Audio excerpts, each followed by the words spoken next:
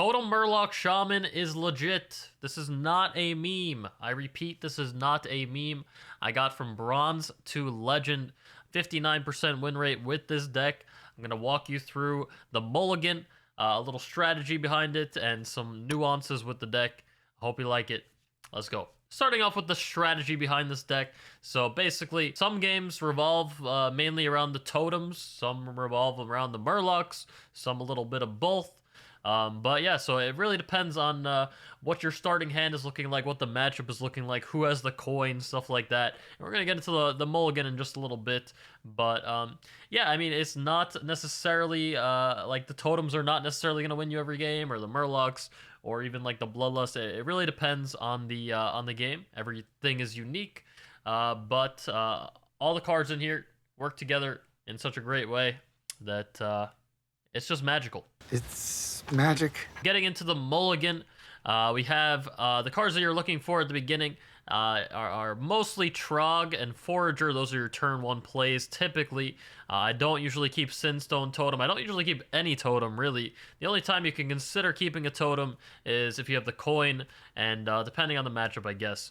But if you have the coin, or if you have a card like Stonewright in your hand, then I am more incentivized to keep the totem. Otherwise, it's usually gone. Cards like Carving Chisel are usually very good, depending on the matchup, to deal with your opponent's board a little bit and start discounting your Giganto Totem and start just like developing minions on the board, just developing these totems that you can later buff with either No Fin Can Stop Us or Bloodlust here as well. Now, if you do see a card like Wildpaw Cavern or the Stonewright in your opening hand, if you have the coin, it is always usually a keep. But the Stonewright, honestly, I would keep anyway, even if I don't have the coin most of the time. This card is just so strong in the deck. You have a lot of different totems, of course, and your hero power. It actually makes your hero power useful.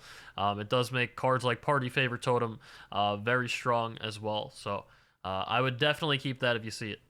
Now, every Mulligan is unique, but I really do like Clownfish. It does synergize very well with there's a lot of Murlocs in the deck, and you can do a cute little play if you have the coin, Clownfish, and Gorlock Ravager. You could coin into Clownfish, and then you can play Gorlock Ravager on turn 3, and that sets you up for a really nice turn. There's a lot of times and a lot of matchups where you want to go really, really fast, like against Ramp Druids. So sometimes I'll keep Clownfish with another Murloc, or I'll hope to draw another Murloc, and I could coin into Clownfish and just play out like Amalgam as well with it, and another Murloc, and just develop a really strong board on turn 2. I think it's very powerful. And then you can buff it up with No Fin the next turn, and it's pretty unstoppable. So now just getting into a couple nuances, I guess.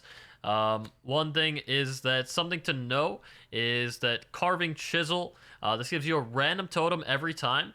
Unlike your hero power that does give you also a random totem, but the hero power, that gives you a totem that you don't have already. So if I already have the Taunt Totem out there, I'm not going to get that one again if I press my hero power button, but I can get that again if I attack with the Carving Chisel. Sometimes it might benefit you to attack with the weapon first or to hero power first. It really depends on what you're looking for, which kind of totem you're looking for.